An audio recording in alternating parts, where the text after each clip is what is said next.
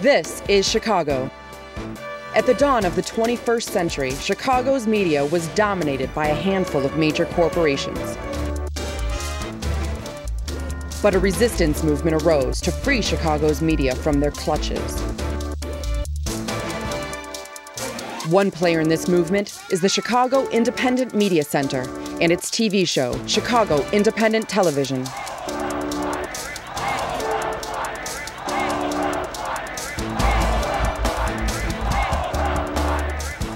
The Independent Media Center is a worldwide network of grassroots correspondents committed to using the tools of the media for promoting social and economic justice.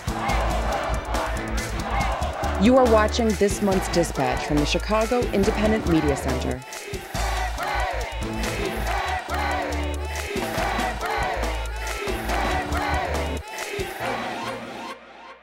Welcome to Chicago Independent Television, a collection of progressive video reports by grassroots media workers, produced free from corporate or commercial support or influence. I'm your host, Veronica Castro. In this episode, we'll learn about a major class action lawsuit brought by protesters to the city of Chicago and how it was resolved 9 years later. Then we'll hear about local opposition to a controversial anti-protestor ordinance recently approved by the Chicago City Council.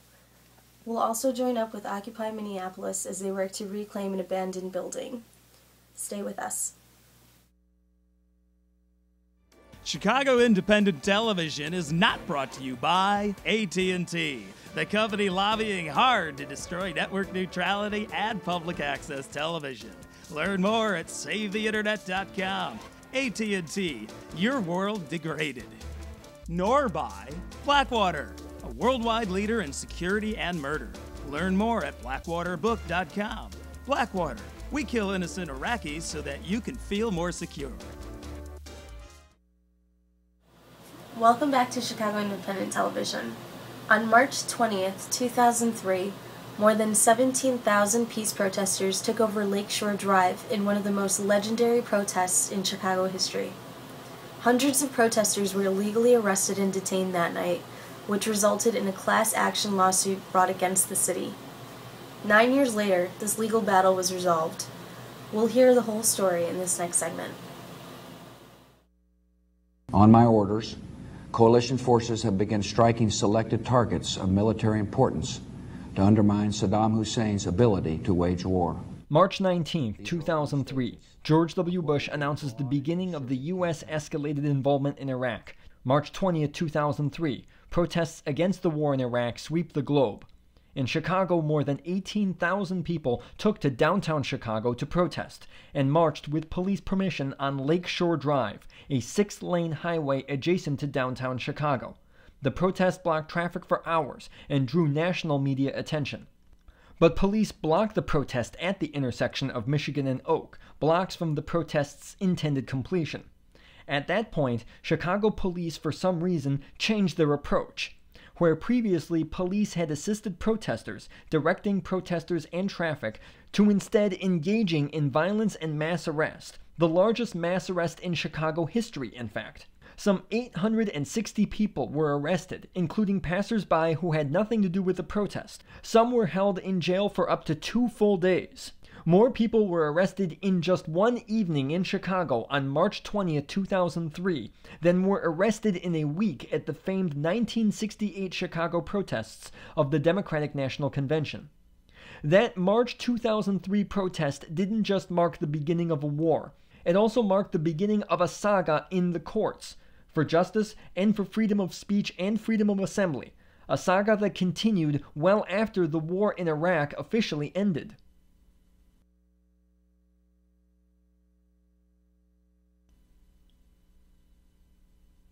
April 2003, attorneys for the Chicago chapter of the National Lawyers Guild won dismissal of all charges against arrestees, which ranged from reckless conduct to not even being charged at all.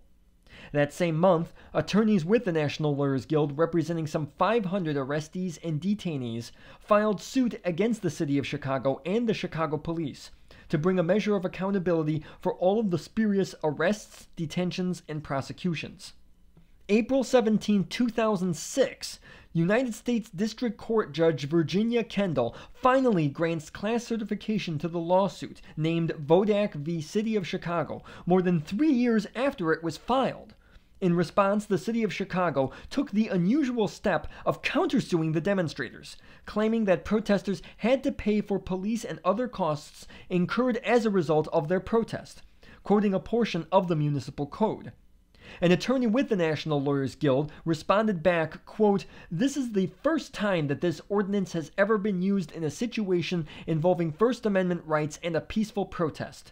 It's a very, very sinister thing to happen if they can go through with this, because maybe people will be afraid to demonstrate and their rights will be chilled if they have to pay for police services," unquote.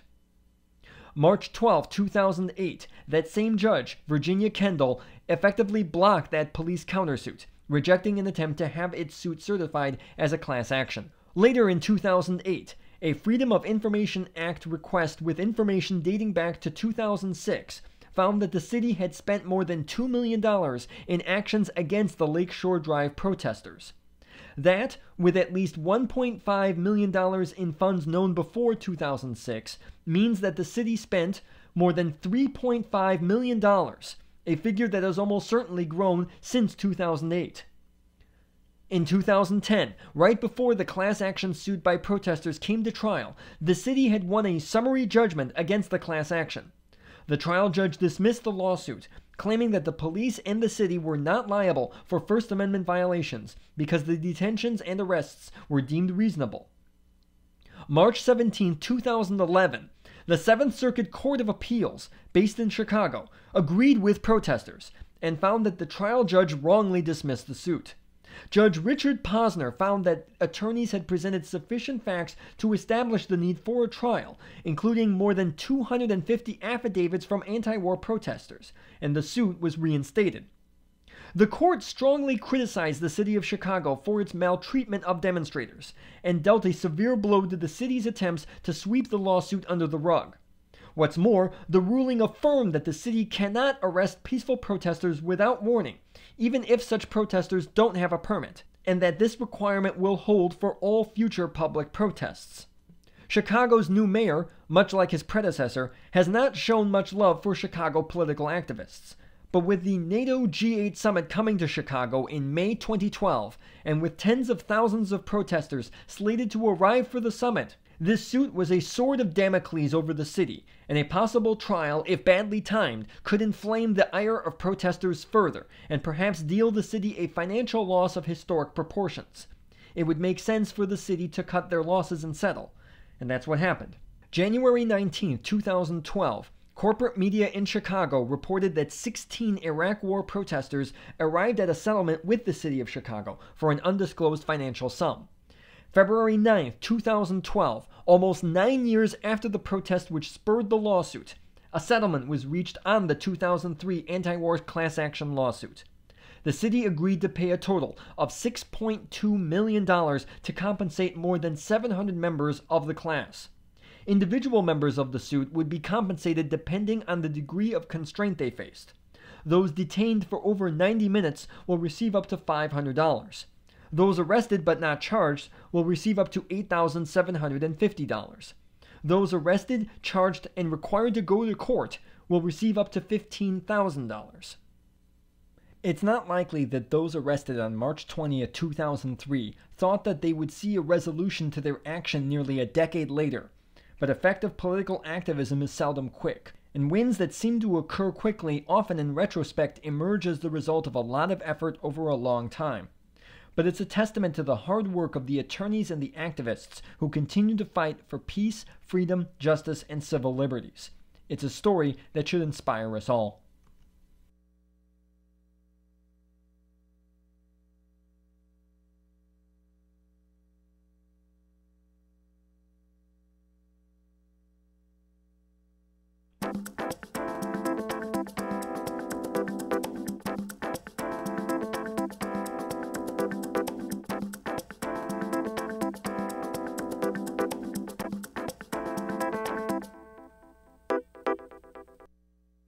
Chicago Independent Television is not brought to you by Coca-Cola, whose logo is stained red by the blood of murdered Colombian labor union organizers. Learn more at killercoke.org. Coke, the drink of the death squads. Nor by McDonald's, environmental destruction, unhealthy food, low wages, and repressed labor rights, and lawsuits against people who talk about it. Learn more at mclibel.org. McDonald's, I'm not loving it. Welcome back to Chicago Independent Television. Chicago's new mayor, Rahm Emanuel, and Chicago City Council recently passed a controversial ordinance making it harder to hold public protests in Chicago. We'll learn more about the ordinance in this next piece from the group Occupy Travels.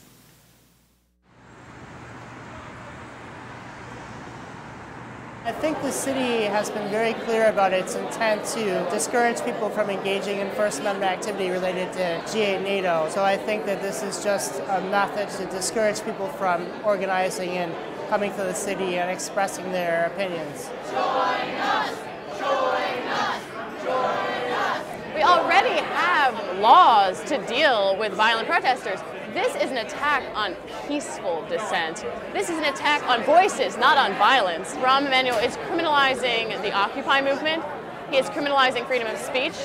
He is trampling upon our rights, and we're just not going to have any of it. There's no reason ever, at any time, for us to be negotiating our rights.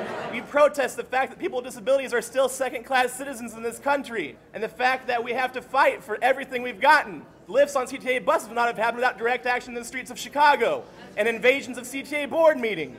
Any restrictions on protests, marches, rallies, vigils will silence our voice and the voice of all the people who need to have their voices heard. As my brothers and sisters are sent to Afghanistan, supposedly to fight for democracy there, they erode our rights here. But it was my brothers and sisters that came home and started speaking out against the Iraq war, and it was the people of this country that stood up to fight against that war and speak out against that war. That's what ended that war.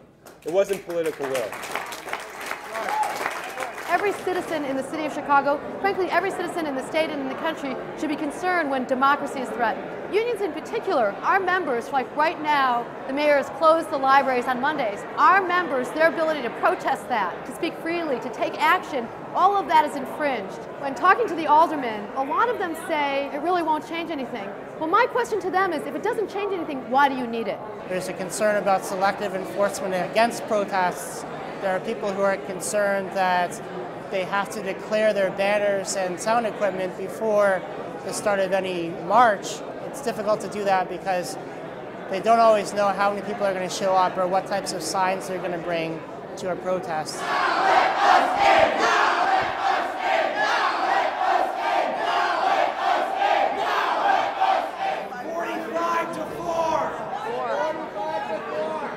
Personal stuff that happens to people. Why do you say don't make it personal? This is stuff that affects all of us. We're all laid off because of people like Mayor Emanuel rigging the system and screwing us. Shame! Shame! Shame! Shame! Shame! Shame! Who do you serve? Who do you serve? Who do you serve? Who do you serve? Who do you serve? Those people are making decisions about our lives. And they didn't let us inside. But what changes things is mass collective action. Raising social consciousness. And occupying. They know where the real power is. And it's with the people. All power to the people. All power to the people. All power to the people. All power to the people. We're going to vote on whether or not to reinitiate this campaign in 10 days. All those in favor? All those in favor? Just so that you know, do not leave here with a sense of defeat. Without our awesome organizing over the past week and a half, Rahm wouldn't have blinked. Rahm wouldn't have amended the ordinances. From 68 to 2012, our civil rights have gone to hell. From 68 to 2012, our civil rights have gone to hell. From 68 to 2012, our civil rights have gone to hell. From 68 to 2012, our civil rights have gone to hell. From 68 to 2012, our civil rights have gone to hell. From 68 to 2012, our civil rights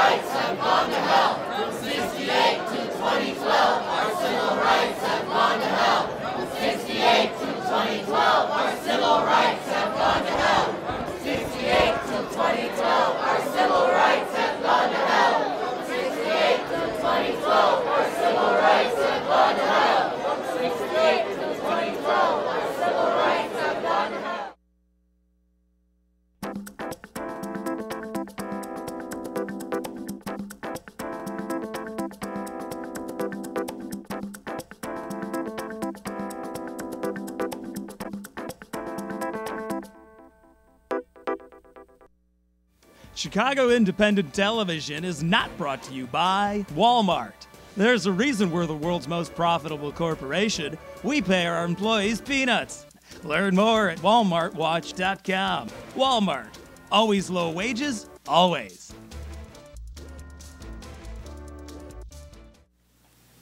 Welcome back to Chicago Independent Television. We'll learn more about the recent Chicago anti-protestor ordinance in this rap video from local performer Professor D, along with excerpts from a press conference with Chicago political activists.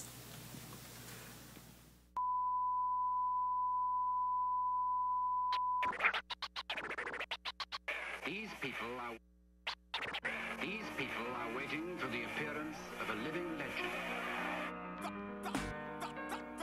We're gonna skate to one song only. Peace, Professor D, back to float and interrupt your regularly scheduled program. This just in, and it's disgusting. We gotta take action. From Chicago, this is breaking news of Robo shameful rules to aim to use the pretense of the G8 native protest to prevent the rise of the 99%. Raw manuals, but really the raw manuals. How to grind the Bill of Rights down to small granules and rob every last one. Starting with the First Amendment. Truth hurts and wrongs trends, they've been all defended. Show the municipal code, they want amended. Protest ended. Bureaucratically entangling, angling, strangling, mangling any avenue, illegally gathering to protest anything that the government frowns upon. They want more power to crack down upon. Ridiculous prohibitive regulations and demonstrations making it impossible not to fail. Where I'm saying sit down and shut up, but don't sit in unless you want to get caught off the jail. Fines are up, jail terms are longer, and don't look for no help from Obama. This in the wake of the disgraceful fact he signed the National Defense Authorization Act. Habeas corpus and the Magna Carta gone by a president constitutional lawyer. Now's the first time since Civil War the military can operate on U.S. soil. Where I'm slave will inflate the police state. Deputize mercenaries to brutalize visionaries of arrogant Americans. Thought it was stop at backwaters. Now all Americans can be shot by black waters. Excuse me, academy that happily paid to kill Afghanis and Iraqis and with extra the rate. They actually act as if passive resistance is active nullifying non-violence. The insidious meaning is simply civil. Those who beat against the sea by this regime is reason to beat out a bloody beating, making peace a revolution impossible. Makes violent revolution inevitable. In the wake of the MLK holiday, they want to celebrate by taking civil rights away. So we gotta take the fight to them right away. Straight up, it's a stick up, YOLO, hands up. Let's women and man up. Chicago, stand up. First, give your alderman a call. Say defend the Constitution or there'll be an uproar. If you're outside shy, you can still get involved. Call Ron, tell him why he's a the January 18th, come meet us all. 99% taking it straight to City Hall. Yes, yes, y'all. If you fight for your rights, then wrong wanna find ya. That dude cray. If you fight for your rights, then wrong wanna jail ya. That dude cray. If you fight for your rights, then wrong wanna find ya. That dude cray. If you fight for your rights, then wrong wanna jail ya. That dude cray. That dude cray.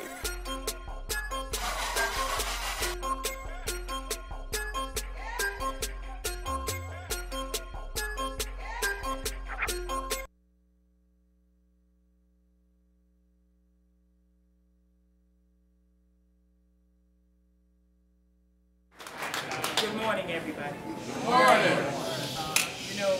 I am no stranger to demonstrations and protests and marches because during the 60s, I was a young lad, but I marched. And during that time, it was easy for the mayor to have the fire department turn the hose on us,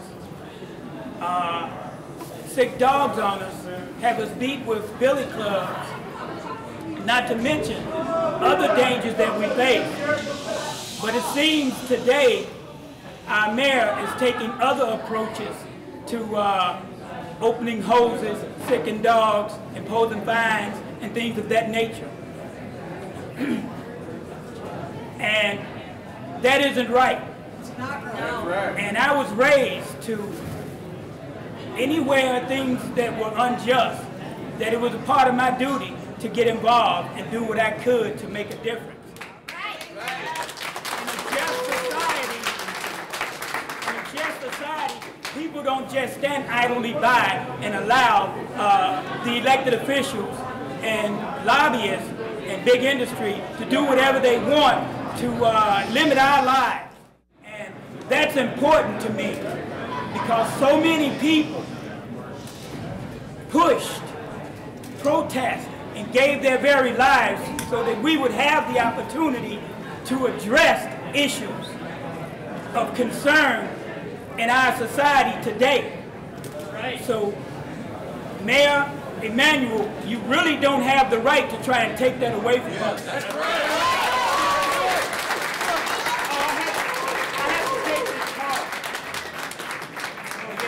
Mayor Emanuel, it's Governor Walker. He has a message for you. And that message is, be careful what you ask for. First of all, I'm no stranger. The city of Chicago wished to strip the liberties of men and women of this country. Rahm Emanuel come from Washington.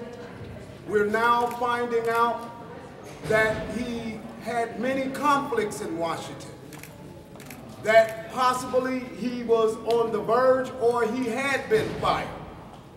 He comes here and he wants to set curtains upon someone's civil liberties. I have a problem with that. Where there are many men, and tomorrow we are suspected on a ruling on a resolution to make Chicago a torture-free alleged zone. I have a problem with the mayor of this city of Chicago, as I had with the previous mayor. If we are not allowed to assemble, what you are doing is you are stripping our constitutional duty to make known the violations and the unethical conduct that occur within this city. Had it not been for the right to protest and to assemble, no one in this room would know about John Burge and his torture. No one would know about John Burge. There would literally be men still in prison, and they will be labeled as guilty individuals. We still have men in prison. I have a problem with you, City Council, and I'm asking you to vote no to this ordinance. I'm asking you to vote no to this dumb resolution. I'm not playing games with you, City Council. The bottom line of it is to give the people what they want. Thank you.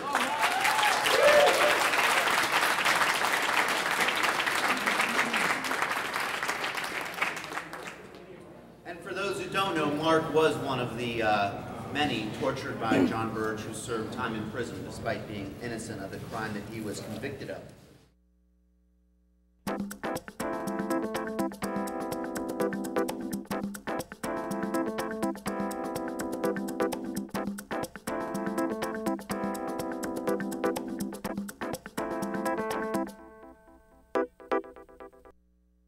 Chicago Independent Television is not brought to you by Walmart. There's a reason we're the world's most profitable corporation. We pay our employees peanuts. Learn more at walmartwatch.com. Walmart. Always low wages, always. Welcome back to Chicago Independent Television. Across the country, the Occupy movement has helped reclaim abandoned space for public use. In this segment, we'll join with one recent effort in Minneapolis to help reclaim an abandoned building.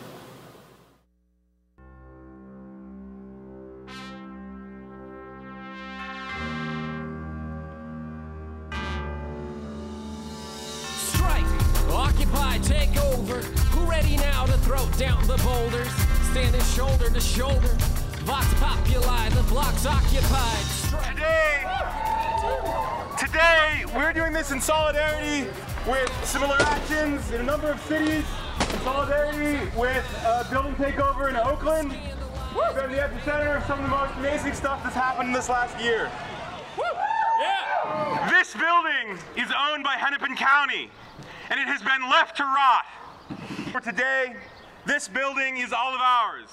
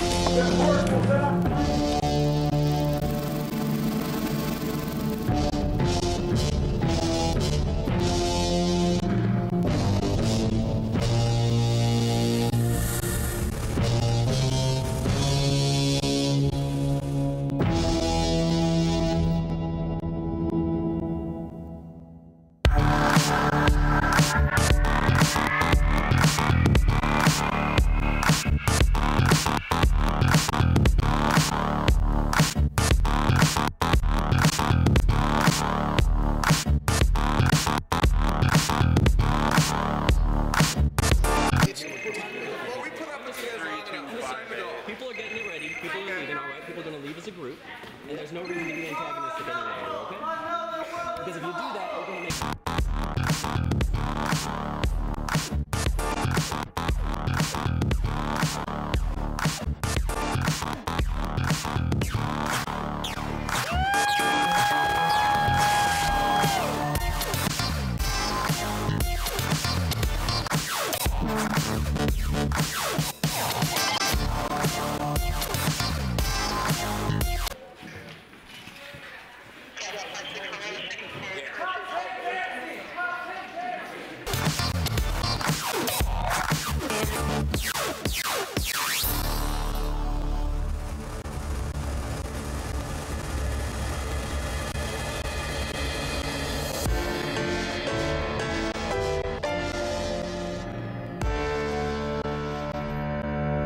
So today in Minneapolis we took over an abandoned building and held it for about 45 minutes until the cops came and kicked us out.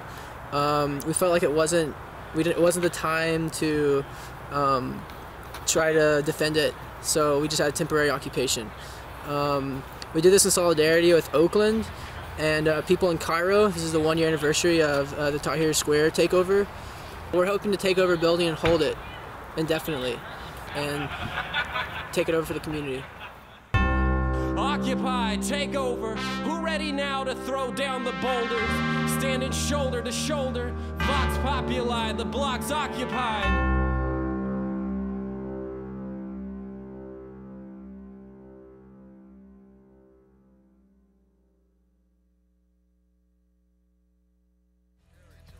You've been watching Chicago Independent Television, a project of the Chicago Independent Media Center Video Collective. The Independent Media Center is a growing worldwide network of media producers, journalists, citizens, and activists, working to put the media in the hands of everyday people and away from corporate and commercial interests. To learn more, visit our website at chicago.indiemedia.org. There you can find out about upcoming Chicago area events and how to get involved in making your own media, including how to help make this very TV show. Thanks for watching. See you next time.